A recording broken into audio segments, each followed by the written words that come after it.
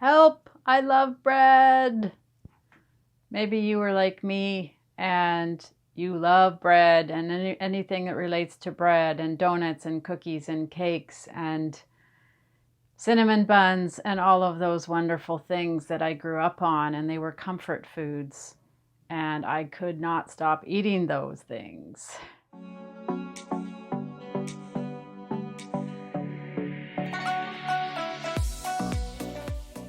If you have ever said, help, I love bread, I can't stop eating, maybe you've gone to a restaurant that had unlimited bread, or maybe you like to bake and you have a bread machine, or maybe your mother baked bread, or maybe you work at a bakery, maybe you're a baker yourself.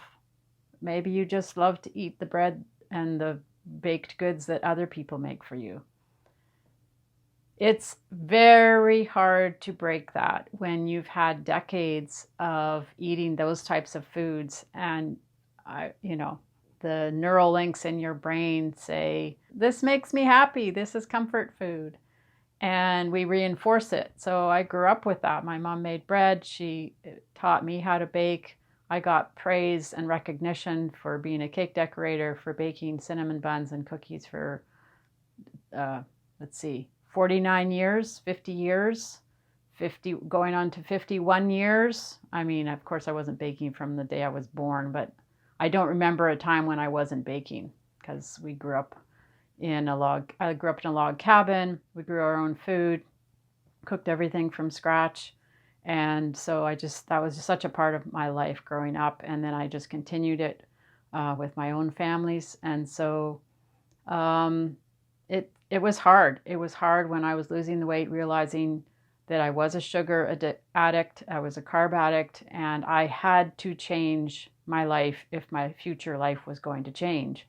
And that involved putting my bread machine in storage, throwing away the yeast, throwing away the flour or giving it away if there was enough in the bag, putting my cookbooks away, my cookbooks that had baking in them, and realizing I will probably never bake bread again in my life. And so that was really, really hard to get to that point, but I just knew for me, I could not have bread in my life and maintain a healthy weight. And for me, like I say, this is my opinion and people will disagree with me on this. For me, what really helped was equating my addiction with somebody who was quitting smoking. And I talked to a good friend of mine who quit smoking. I've talked to some other people and heard their stories too. And if there was a cigarette around, they couldn't just have one cigarette. They'd want more. They'd want a pack, and then they'd be right back to smoking. They say it takes smokers an average of 7 times to quit. They try and fail, try and fail. Well, that's what I felt like with my yo-yo dieting. Trying and failing and trying and failing. It was way more than 7 times that I'd been on diets. Since age 12 or 13 was my first diet, and my last diet at age 52 or 51 last year, and I'm 52 now. So that's a long time to try and fail and try and fail and try and fail. And so going back to related to bread, this topic of this video, bread I realized was my biggest weakness. Even more than sugar in a lot of ways, bread was the biggest weakness. And it's such a big part of life. I mean, like I say, you'd go to a restaurant and there's the bread on the table. Bread a lot of times is a wrap, or bread products, the taco, the wrap, the sandwich, the burger. Everything is, all the healthy food is between this layer of breads.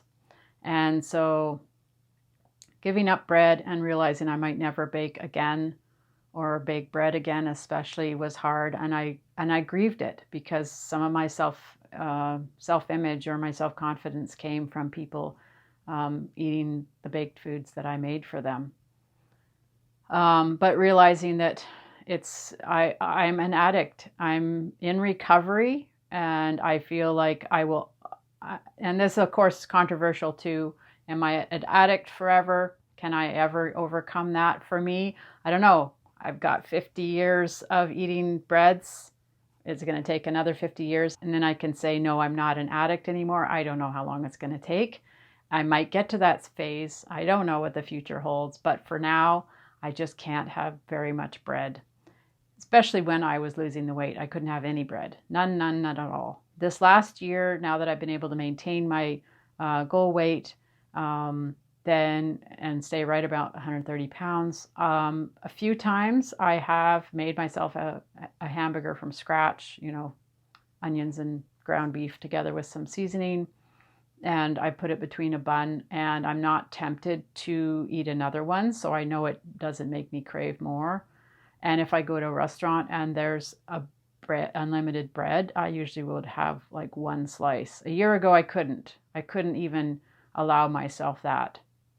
Now it's out of my life for so much. I never buy bread that it doesn't tempt me the same way.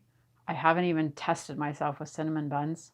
That'd be hard. That would be really hard to resist having just one bite of a cinnamon bun. So it's an ongoing journey for me, and understanding this, my addiction and what things I'm more addicted to than others. And so yeah, that's a little bit about my story related to bread, and that I love bread, and I probably will always have that love of bread because it was reinforced for over 5 decades. So it's understandable.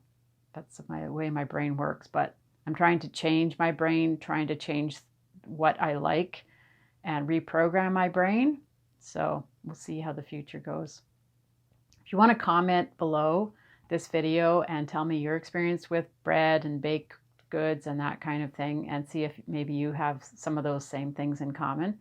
And if you like this video, click the like button, click the subscribe button, and maybe share it with a family member or a friend who can relate to this. Thanks for watching.